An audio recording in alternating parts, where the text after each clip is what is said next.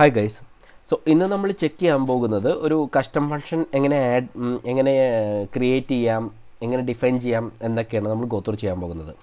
Okay, so നമ്മുടെ application നമ്മൾ പറഞ്ഞു കറൻ്റ്ലി ഇതാണ് നമ്മുടെ പേജ്. ഈ പേജിൽ നമ്മൾ പ്ലാൻ ചെയ്യണത് എന്താണെന്ന് വെച്ചാൽ ഇവിടെ ഒരു പ്ലസ് ബട്ടൺ ഉണ്ട്. സോ പ്ലസ് ബട്ടൺ ക്ലിക്ക് ചെയ്യുമ്പോൾ പ്ലസ് ബട്ടൺ ക്ലിക്ക് ചെയ്യുന്ന ടൈമിൽ ഇപ്പോൾ കറണ്ട് റിസൾട്ട് എന്താണെന്ന് വെച്ചാൽ അതിൻ്റെ ഒപ്പം നമ്മൾ കൊടുക്കുന്ന റിസൾട്ടും ആഡ് ആവണം. ഇപ്പോൾ കറണ്ട് റിസൾട്ട് 0 ആണെങ്കിൽ, ഇനീഷ്യലി 0 ആണെങ്കിൽ 0 + 5 അപ്പോൾ റിസൾട്ട് നമുക്ക് 5 കിട്ടണം.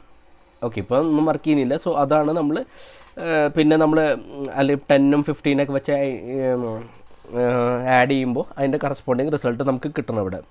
ഓക്കെ, സോ അതെങ്ങനെ കിട്ടുമെന്ന് വെച്ചാൽ അവിടെയാണ് നമുക്ക് ഫംഗ്ഷൻ്റെ ഉപയോഗമൊക്കെ വരുന്നത്. നമുക്കൊരു ഫംഗ്ഷൻ ആവശ്യമുണ്ട്. എന്തിനാ, ഒരു എക്സാമ്പിൾ പറയുകയാണെങ്കിൽ ഇപ്പോൾ പ്ലസ് ബട്ടൺ ചെയ്യുമ്പോൾ എന്താ ആഡ് ചെയ്യണം, ആ 2 നമ്പേഴ്സൊക്കെ ആഡ് ചെയ്യണം. അപ്പോൾ അതിന് വേണ്ടിയിട്ട് നമ്മൾ ഫംഗ്ഷൻ യൂസ് ചെയ്യുന്നുണ്ട്. ഓക്കെ, സോ ഇപ്പോൾ നമ്മൾ കോഡ് ചെക്ക് ചെയ്യുകയാണെങ്കിൽ നമുക്ക് ഫംഗ്ഷൻ എവിടെ വേണമെങ്കിലും എഴുതാം. കറൻ്റ്ലി ഇന്ന സ്ഥലത്ത് എഴുതണമെന്നൊന്നുമില്ല. അപ്പോൾ ഞാനിവിടെ കൊടുക്കുന്നത് ഫംഗ്ഷൻ എങ്ങനെ എഴുതേണ്ടതെന്ന് വെച്ചാൽ ആദ്യം ഫംഗ്ഷൻ എന്നുള്ള കീവേഡ് യൂസ് ചെയ്യും നമ്മൾ. എന്നിട്ട് ആ ഫംഗ്ഷൻ്റെ പേര്, ഇപ്പം ഞാനൊരു എക്സാമ്പിൾ ആഡ് എന്ന് പറഞ്ഞ് കൊടുത്തു. എന്നിട്ട് ഓപ്പൺ ബ്രാക്കറ്റ് ക്ലോസിങ് ബ്രാക്കറ്റ് നമ്മൾ കൊടുക്കും.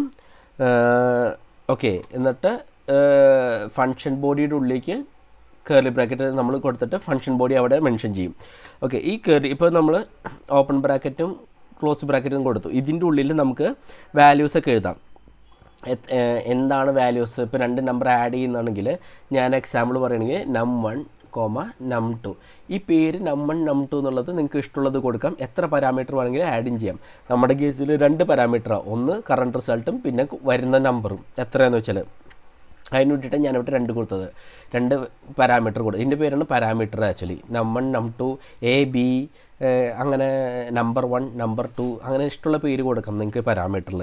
ഓക്കെ, സോ പാരാമീറ്റർ എന്തിനാന്ന് വെച്ചാൽ ഈ ഫംഗ്ഷൻ ബോഡിയുടെ ഉള്ളിൽ എക്സിക്യൂട്ട് ആവണം. ഫംഗ്ഷൻ ബോഡി എവിടെയാണ്, എങ്ങനെയാണ് മെൻഷൻ ചെയ്യുക വെച്ചാൽ കേർലി ബ്രാക്കറ്റ് ഓപ്പൺ ചെയ്യുക, എന്നിട്ട് എൻ്റർ ചെയ്യാം. സോ ഈ കേർലി ബ്രാക്കറ്റിൻ്റെ ഉള്ളിലുള്ളതാണ് ഫംഗ്ഷൻ ബോഡി. ഓക്കെ, സോ ഈ num1, num2 എന്നുള്ള ഇത് പാരാമീറ്റർ ഇതിൻ്റെ ഉള്ളിൽ മാത്രമേ ആക്സസ് ആവുള്ളൂ. ഫംഗ്ഷൻ ബോഡിയുടെ ഉള്ളിൽ മാത്രമേ ആക്സസ് ആവുള്ളൂ. പാരാമീറ്റേഴ്സ് ഓപ്ഷണലാണ്, നിർബന്ധമില്ല. ചില ഫംഗ്ഷന് പാരാമീറ്റർ ഉണ്ടാവില്ല, സോ അത് കൊടുക്കണമെന്ന് നിർബന്ധമൊന്നുമില്ല. ഓക്കെ, സോ പക്ഷെ നമ്മുടെ കേസിൽ നമ്മളത് കൊടുത്തു വച്ചു എന്ന് മാത്രം. num1, num2 എന്നും പറഞ്ഞിട്ട് നമ്മൾ കൊടുത്തു എന്ന് മാത്രം. ഓക്കെ, ഈ പാരാമീറ്റർ എന്തിനാണ് നമ്മൾ കൊടുത്തതെന്ന് വെച്ചാൽ 2 നമ്പർ ആഡ് ചെയ്യാൻ വേണ്ടിയിട്ടാണ് നമ്മൾ കൊടുത്തത്. ഞാൻ പറഞ്ഞു ഫംഗ്ഷൻ ബോഡി എന്ന് പറഞ്ഞാൽ ഇതിൻ്റെ ഉള്ളിൽ, ഈ കർലി ബ്രാക്കറ്റിൻ്റെ ഉള്ളിലുള്ളതാണ് ഫംഗ്ഷൻ ബോഡി നമ്മൾ മെൻഷൻ ചെയ്യുന്നത്. ഓക്കെ, ഇനി നമ്മൾ സെമിക്കോളൻ ഇവിടെ കൊടുക്കേണ്ട ആവശ്യമില്ല. അപ്പോൾ നിങ്ങൾ എഴുതും സെമിക്കോളൻ, നമ്മൾ സ്റ്റേറ്റ്മെൻറ്റ് കഴിഞ്ഞിട്ട് സെമിക്കോളൻ കൊടുക്കുന്നുണ്ടല്ലോ. പക്ഷെ അവിടെ സെമിക്കോളൻ കൊടുക്കേണ്ട ആവശ്യമില്ല നമ്മുടെ കേസിൽ. Okay, at the end of the function നമ്മൾ സെമിക്കോളൻ കൊടുക്കേണ്ട ആവശ്യമില്ല. പിന്നെ ഫംഗ്ഷൻ ബോഡിയിൽ നമുക്ക് എന്ത് വേണമെങ്കിലും എഴുതാൻ പറ്റും നമ്മുടെ കോഡിൽ. ഒരു എക്സാമ്പിൾ ഞാൻ എഴുതുകയാണെങ്കിൽ കോൺസ്റ്റ് റിസൾട്ട് = num1 + num2 എന്ന് പറഞ്ഞ് നമ്മൾ എഴുതാൻ പറ്റും. ഓക്കെ, സോ ഈ num1 എന്ന് പറഞ്ഞാൽ num1 + num2 എന്ന് പറഞ്ഞാൽ എഴുതാൻ പറ്റുമെന്ന് വെച്ചാൽ ഇവിടെ പാരാമീറ്റർ വന്ന num1, പാരാമീറ്ററിൽ num2, ഇത് 2 നമ്മൾ ആഡ് ചെയ്യുന്നു. ഇതിൽ റിസൾട്ടിൽ നമ്മൾ ആഡ് ചെയ്തിട്ട് num1, num2 ആഡ് ചെയ്തിട്ട് അതിൻ്റെ വാല്യൂ നമ്മൾ റിസൾട്ടിലേക്ക് നമ്മൾ കൊടുക്കുകയാണ് ചെയ്യുന്നത് ഇവിടുത്തെ കേസിലും. അപ്പോൾ പാരാമീറ്റേഴ്സിൽ ഇപ്പോൾ നിങ്ങൾ ആലോചിക്കും ഈ വാല്യൂവിന് നമ്മൾ ലെറ്റും കോൺസ്റ്റൻ്റ് ഒന്നും കൊടുത്തില്ല. പാരാമീറ്ററിൽ നമുക്ക് ലെറ്റും കോൺസ്റ്റൻ്റ് ഒന്നും കൊടുക്കേണ്ട ആവശ്യമില്ല. ഓക്കെ, ഈ പാരാമീറ്റർ അവൈലബിൾ ഈ ബോഡിയുടെ ഉള്ളിൽ മാത്രമേ അവൈലബിൾ ആയിരിക്കുള്ളൂ. ഓക്കെ, ഇപ്പോൾ നിങ്ങൾ ശ്രദ്ധിച്ചിട്ടുണ്ട് നമ്മൾ ഈ ഫംഗ്ഷൻ്റെ ഉള്ളിലാണ് കോൺസ്റ്റൻ്റ് എഴുതിയിരിക്കുന്നത്. ഓക്കെ, അത് നമ്മൾ എഴുതിയിരിക്കുന്നത് ടോപ്പ് ലെവൽ സ്ക്രിപ്റ്റിലല്ല. സോ നമുക്ക് വേരിയബിൾ ടോപ്പ് ലെവലിൽ എഴുതാം, ഫംഗ്ഷൻ്റെ ഉള്ളിൽ ഇതിൽ എഴുതാം. ഇപ്പോൾ ടോപ്പ് ലെവൽ എന്ന് പറഞ്ഞാൽ ഡീഫോൾട്ട് കറണ്ട് റിസൾട്ടൊക്കെ ടോപ്പ് ലെവലിലാണല്ലോ എഴുതിയിരിക്കുന്നത് നമ്മൾ.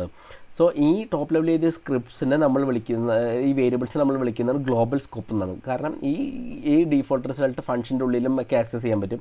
സോ അത് ഗ്ലോബൽ സ്കോപ്പാണ്.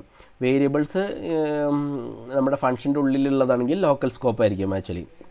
എസ്പെഷ്യലി ലെറ്റ് കോൺസ്റ്റൊക്കെ വരുമ്പോൾ അതൊക്കെ നമ്മുടെ ലോക്കൽ സ്കോപ്പിലായിരിക്കും വരുന്നുണ്ടാവുക.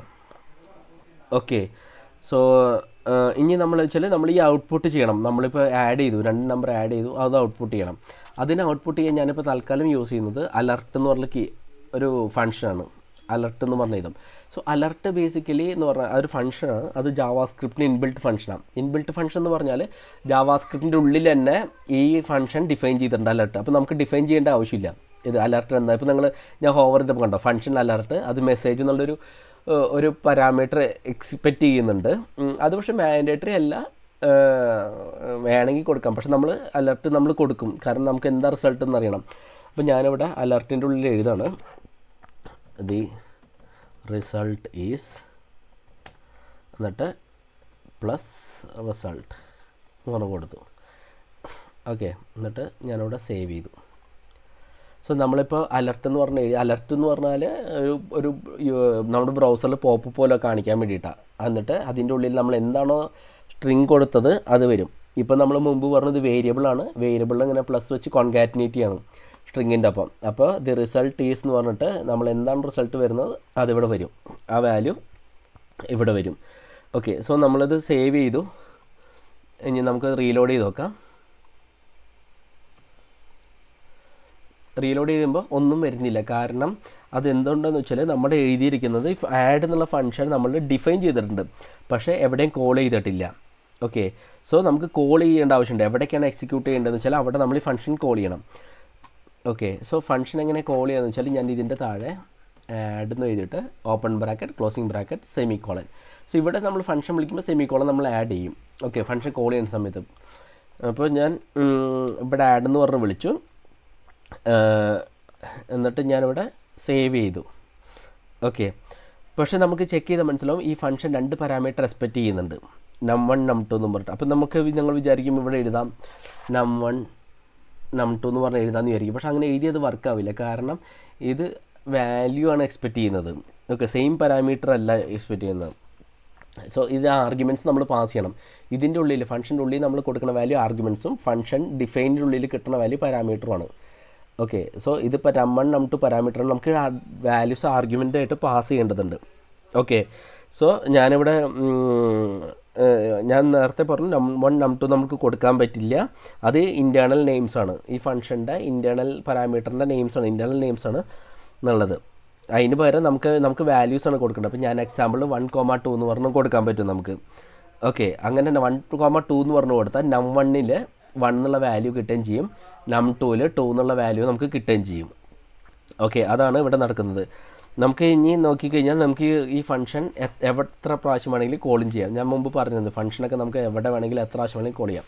ഞാനൊരു എക്സാമ്പിൾ 5,5 എന്ന് പറഞ്ഞ് കൊടുത്തു, സേവ് ചെയ്തു. ഓക്കെ, അപ്പോൾ ഈ നേരത്തെ പറഞ്ഞ പോലെ തന്നെ ഈ 5 എന്നുള്ള ഫസ്റ്റത്തെ 5 എന്നുള്ള num1ഉം സെക്കൻഡ് 5 എന്നുള്ള num2ലേക്കും വരും. ഞാനിവിടെ സേവ് ചെയ്തിട്ടുണ്ട്. അത് കഴിഞ്ഞിട്ട് നമുക്കൊന്ന് റീലോഡ് ചെയ്ത് നോക്കാം എന്തായെന്നുള്ളത്.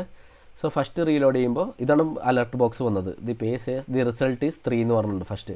അപ്പോൾ 3 എന്ന് പറഞ്ഞാൽ ഈ 1 + 2 ആഡ് ചെയ്തിട്ടുണ്ട്, അതാണ് 3 വന്നേക്കുന്നത് ഇവിടെ. അതാണ് ഇവിടെ 3 വന്നേക്കുന്നത്. ഓക്കെ, ഇനി താഴത്തെ 5 + 5 വന്നിട്ടില്ല, എക്സിക്യൂട്ട് ആയിട്ടില്ല. നമ്മൾ ഓക്കെ ക്ലിക്ക് ചെയ്താലേ അടുത്ത കോളാവുള്ളൂ. 5 + 5 കോളായി, ഇപ്പോൾ 10 വന്നു. ഓക്കെ ക്ലിക്ക് ചെയ്തപ്പോൾ 10 വന്നിട്ടുണ്ട്.